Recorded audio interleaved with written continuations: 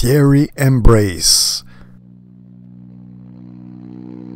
The abuse of animal is the cause of this unparalleled species extinction. Preface. This little book is a compendium of civility received according to the point of view of the victims of our barbarism. With various ancient legacy, we will show that their recommendation exists since immemorial times. This book of spirituality is then especially a true book of the good citizenship. Unique spirituality on which to sit, a civilization that ensure its survival and considered a civilization of all lives. A civilization opposed to survival, which tends to immortality by the fierce body attachment of the soul. Here is the luminescent gnosis which stands above public safety, emergency measure and army, the one to which all laws are subjected, gnosis to which any government is suspended. Here are the real foundation of civilization and progress. Deadly sins. Since it is a book of manners, let's establish our words of departure on those invariable we had such trouble so far to assimilate. It is about indispensable notion for the health of the civilization, that abstract elusive by the only sense concept, a metaphysical concept. Indispensable concept in fact to the actual health of the smallest of families, the couple, whether they are of the same species or not, big or small, beautiful or ugly, because animals have morals, since they are animated. Here we can on the one hand recall them very briefly, but later we will retrace its fundamental importance, not so much by the recollection of queries of our parents and guardians, but that based on the immutable laws of life. Oppression. God is incapable of perjuring. If he made the humans of both sexes and saw that it was good, what is to be done of the chastity doctrine? Perfection in this direction leads to the annihilation of mankind. Now this doctrine contributes to the abolition of thy work, which is in thy own image, humanity. Persisting in opposition in this matter is a lack of respect towards one's parents and friends. In addition to making us incurable sinners, impious from birth. Death would be the sole penitent remedy? Chastity has already given royal privileges, food, shelter, obedience, etc. Subordinates, them, were deprived of all their other needs, but free to copulate. In antiquity, things were not much different than today. Chastity, albeit unnatural, is a very small evil compared to known measures of enslavement. But the works of these previous leaders prepared us to accept well enough to hand over our passions soon in our first steps. If our lives are called to perfection, then according to the laws of nature, even sexuality must contribute. See that mutually agreed sexual intercourse is a pleasure without repercussions in like number of rewards we can offer ourselves. Thus, it is normal that instead intercourse is a form of perfect conditioning. A society is in a great inconsistency if without reward, only punishment motivates mores. We now know that gratification is more efficient. Since millennia, species enjoy many recourses to survive happily in relatively comfortable conditions, civilized man must follow another path. Our lives should demonstrate the merits of a couple for humanity. But the times in which we live proves the opposite, and there's no point in blaming the religious for it. If we could organize our couples harmoniously without subterfuges, society in general would reflect it. And it is rather a long exchange of dictatorships and oppression which consequently leads to our loss and the decimation of the last rampart, nature. In that the leaders have not shown restraint. In respect of the wishes of everyone, we are at the mercy of some lying about their own will and their negation of the wills of others, which leads to abuse in their favor. However, the motive force of these abuses is the hierarchical organization of duties and privileges. It is by subscribing to these values that some ascribe themselves merits to override their rights at the detriment of others allowing it. The cause of this indoctrination comes directly from the earlier organization, not the sexual organ. But the previous system is rooted in a millennial faith in chastity from which runs out modern oppression, now faltering. Tyrants have always had the freedom to abuse of their powers. This independently of what their father and their mother have thought of it in the Procreation Act. Rapists have serious problems and cannot be influenced, even directly, by a prudish God advocating chastity. We must not deprive the powerful of their sexual organ, but of their greed for power. Humility is a sign of commitment to synergy with nature and thus indicate that our works are good and diverted from lust. Pride forces the individual to defend his works full of lust. Individuals are worthy of forgiveness, but organizations should comply with common sense. Because the faults of an organism offend large numbers of individuals, contribute to the financial failure of the company, and disclose a wrongful practice. A business is a lifeless concept. We cannot assign it needs and desires which allowed it, because of its unreality, unlimited rights to violate those of the smallest of us. In the contrary case, the leaders of the corporation, still under this guise, are free to all abuse of veracity on colleagues on behalf of the idolatrous business? Ultimately, the doctrine of chastity has managed to make us accept to devote our lives to entities that have none. Those our company dedicates us to ideals that are worthwhile. Our company feels friendship for us. It leaves us at least a minute or a moment of freedom per day. It leaves us at least one good reason to live per day. On what basis do we have established our relations? What are the slogans and the social reason to be, of our company? So is there only social reasons, to convince the collectivity of what is right and what is wrong? Fortunately, the supply and demand assures us that our denatured businesses eventually cost too expensive for the demand. We must make proof of sacrifice, but not by measures out of context and in support of the prevailing evils. We cannot force the average citizen to collapse under a burden of even more impressive faults awarded randomly for the well-being of civil order. Especially as depredation would be a more appropriate word to speak of the current order of things, as if mankind was unworthy of any form of society. No wonder that citizens teach morality based on their own experiences. Medicine and the currents of psychology conclude that sexuality is healthy. Let's think only about the reason to be of sexuality. Would it not have for function the communion of two individuals expressing tenderness one for the other, love? Yes, twisted minds make a degrading use of it, but fortunately, the contemporary sees a dim that sexuality is only intended for reproduction. What we accept to suffer unjustly, we then assume that others accept it even easier, because we forget the original pain to cope with it. Chastity has not been and will not be a favorable example of fellowship. Rather, in an eminently obvious manner, chastity leads to the separation of one another. Since we have come to believe that we are born of sin, we now give businesses greater rights than to humans. Abuse of language gives life to the filthiest things. By this denatured lack of judgment we just as easily remove life from what is truly precious. Ultimately, the spirit of oppression ends up generating a climate of indifference, from which arise the precariousness of jobs, the rise in suicide rates and murders. The dismal state of our society leads us all to few alternatives. We are a social species, and the social resources are so poor that we almost reach more viability on our own. The figures support the postulate of our suicidal tendency. According to David Emrop, chances to see, during a life of normal length, the occurrence of an astronomical impact capable of destroying civilization are significantly greater than those of dying in an air crash disaster, neighboring those of dying accidentally from electrocution, and roughly one-third of being killed by an accidental discharge of firearm. We are less likely to die of the trichloroethylene, of asbestos, of saccharine, of fireworks or nuclear energy than from an astronomical impact. But we are much more likely to die of tobacco or road accidents. However, the use of tobacco is more and more directly connected to a suicidal mindset, as much financial than physical. And a large proportion of the road accidents also are therein linked directly or by negligence. All other accidental death most likely relate to many of the murders or suicide attempts. Thus, from this perspective, statistics show suicidal tendencies are the most dominant cause of death. Everyone knows more or less consciously that drug use is a form of suicide more or less deliberate. Drug is an obstacle to our other aspirations and reduces our motivation, which emphasizes our dependency. If feelings of drug use soothe worries, obstacles that really cause them have not been overcome, nor have they been bypassed and not even studied, following drug use. Which is again favorable to the addiction. A goal with no obstacles is an achievement. An objective necessarily entails an obstacle. It is along the way that we discover the nature, and only then we can decide if we can confront it or circumvent it. According to Scott Peck, our consciousness is like a map of the world that has been written by us over our learning and our trauma, denatured learning. Thus, according to our position, our map includes more details of this region. Over time, details agglomerate from them. We add data out of the previous span as within this same map. It extends and is in perpetual correction. Thus, our awareness of the world evolves and tunes gradually more and more to reality. It is with this map that we establish routes to achieve objectives. Thus, at the image of a traveler, we may want to go near a lighthouse to admire the sea.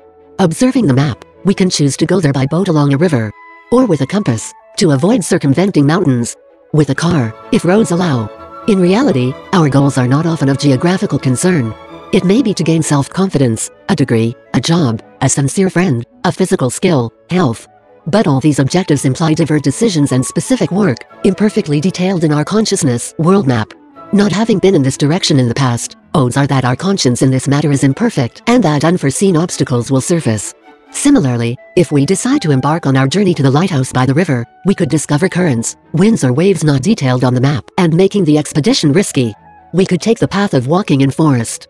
But bears, wild rose fields and escarpments would quickly make us reconsider our goals. In this process our consciousness in this specific topic is corrected. Thus, our mental world map is corrected too. Going boldly to our inspirations, we are moving towards the achievement of our objectives or towards the knowledge carrier of a new inspiration. If we have to mourn an earlier illusion, in the new awareness, the one that improves our mental map of the world, lurks a new vital inspiration. Details of our mental map led us to believe that a certain goal was nice. But the lack of its details let discover unexpected ordeals, which may adversely undermine our will. In many cases, the clash would be impossible, suicidal or just stupid.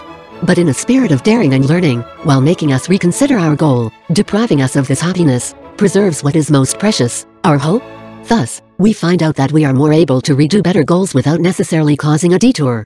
It is from this new state of awareness that we find it is easier to reformulate better informed new objectives, with more skills. Of course, it is not here question of demonstrating recklessness or bravery. It is not about jeopardizing one's resources for the benefit of a single desire, but to move gradually towards this desire always in a careful, persistent and attentive manner. We can have new objectives through our new growth of awareness. Medications along with many social measures individualize us in various illness, among other, through many different effects. We find ourselves somewhat denatured and impossible to understand and we gradually become ourselves unable to understand others. Indifference produces its share of fear and a sense of injustice at the heart of the abandoned or the oppressed. In his desire for understanding and adaptation, the underdog categorizes individuals. He seeks to avoid eventual similar feelings of rejection or seeks an effective strategy. In doing so, he may decide to sever its ties with certain categories of people. He can wish them great harm or deny them his support. He treats his relatives according to his verdicts. It's from this type of reaction that is orchestrated the segregation of society. Friendship can be defined as a state more or less large and proportional to the state of consciousness of the individuals of the bond of friendship. The more the consciousness of one equals that of the other, the more the two are in harmony. Communication is therefore necessary to overcome the imperfect nature of a friendship. Everyone can correct the detail of the mental map of the other, depending on its attention and its adaptability. Because these apprenticeships implies for both a renunciations to one's own objectives to undertake midway sightings. This, in continuity and according to the learning of each. The objectives of each are drawn up using their mental map, their conscience. If they differ, the motivations of each inevitably diverge at least in certain areas. So, everyone can have dreams that another may fear to support. And it is through dialogue that both educate and modify their respective conscience. So, nobody is at fault. One like the other may have met in this previous direction a ravine, fields of roses, etc. Contrarily to a mutual respect is orchestrated the aimlessness of our society. We separate each other and thus form the clan of the goods and the bad. Each of us found these denatured groups according to his pains. Only a few suffering have forged our segregationist prejudices. Gradually more and more incapable of mutual understanding, each strives to ensure its sense of security by gaining power and authority over each and everyone. This is how we have come to oppress the citizens, those who have become our unpredictable rivals.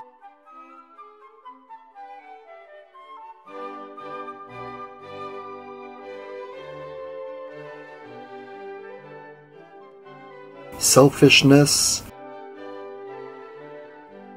In a degenerated spirit of segregation, it is possible fatally despise individuals, or disproportionately fear for one's own life. One who wished to live to such an extent that he would kill to remain would only find a similar death. If men want to take our life, we will have three solutions. The most usual, natural and wise being to flee. The most worthy is to surrender to them to be judged by them. This is not necessarily the wisest, because one must cherish the passionate work that leads there. Knowing the useful consequences relevant to the message we wish to disseminate, and we must preserve the lives of those that we have convinced. Also must we show great caution until the right moment. The last solution is confrontation.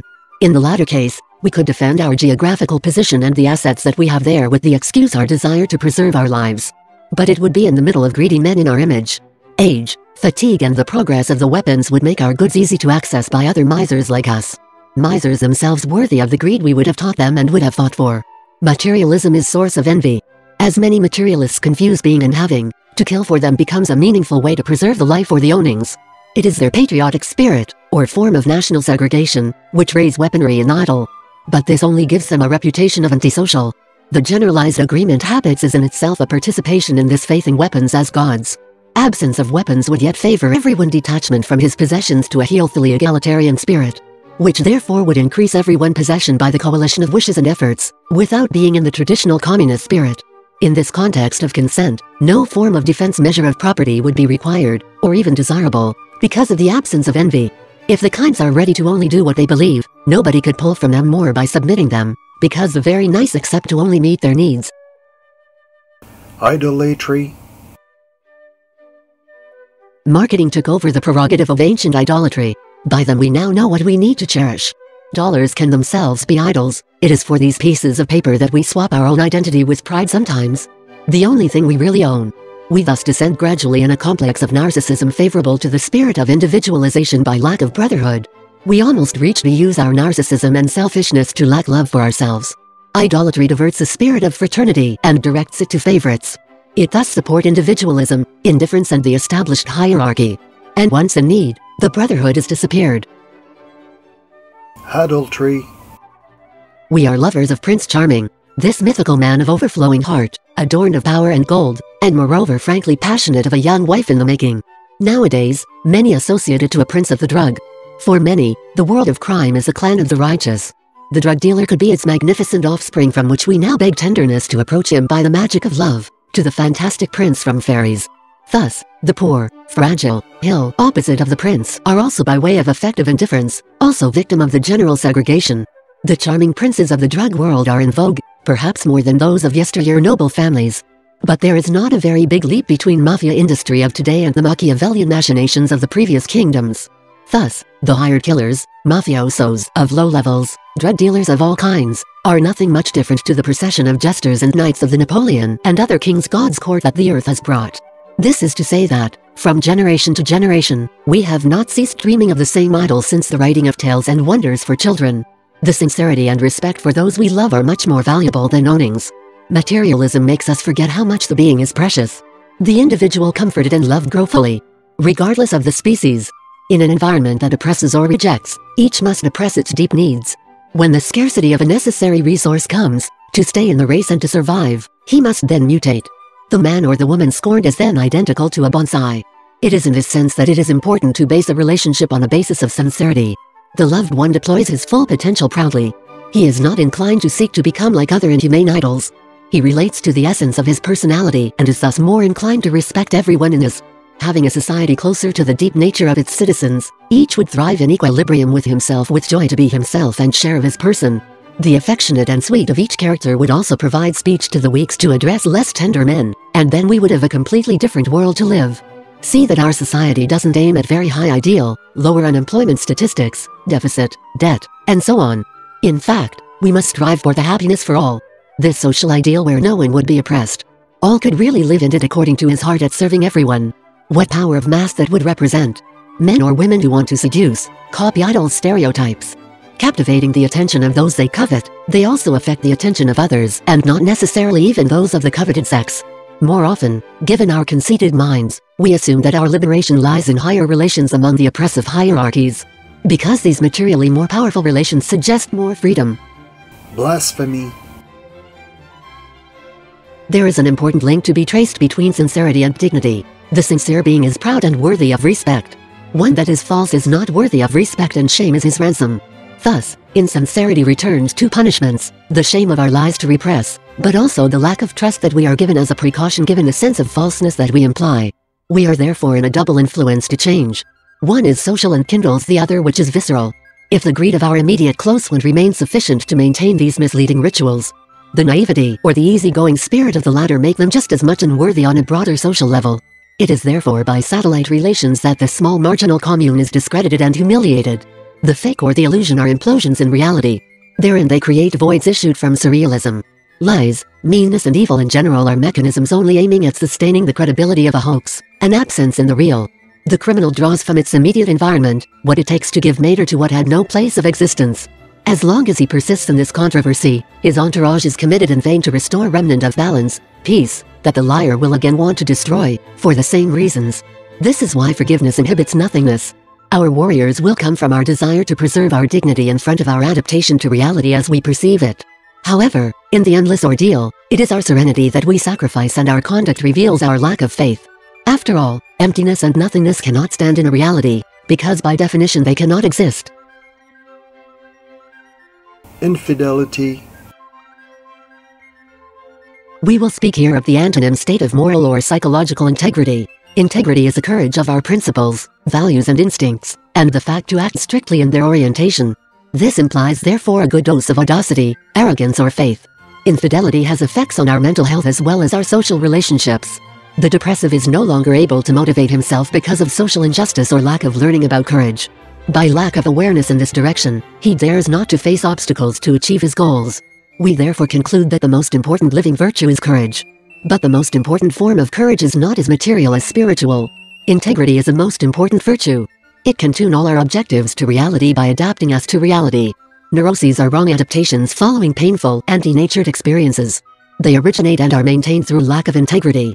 It is therefore by the courage of our principles, values and instincts that we can eradicate these neuroses, and in addition our ignorance and bad attitudes. Vanity. Vanity is a conviction. It leads the conceited to believe he deserves and he is entitled to more than necessary. He is convinced by various fallacies that these desires are orders. Vanity touches a great number by the fact that it concerns the owning of goods. It is by the mean of money that this vice has so many implications. It taxes the entire labor market. With money, we can buy all the products or services. Lot of money gives so many goods. Do we need to remind, the goodness has nothing to do with the commercial goods, when the latter is not the subject of affectionate trade. Vanity causes other insidious trends. It promotes idolatry as a merchandising and lying as a scam. The conceited becomes unfaithful, individualized and denatured to repress his abuse in the unconscious. Other conceited are tempted into adultery to take advantage of the property of another. The conceited can oppress slaves by his powers to increase his possessions. Vanity also instigate other sins without necessarily causing them. But sins are not necessarily generated by one of the sins here denounced. There's no sin more important than another. In short, everyone could even be agglomerated to others to form one. We characterize here just some important traits. It befit our time to describe again these public-spirited rudiments well forgotten and now undermining civilization as a result of the barbarism which resurfaces from lack of education. Barbarism, which by definition, returns us to the wild state of survival. A barbarism by a faulting education which originate of oblivion and history.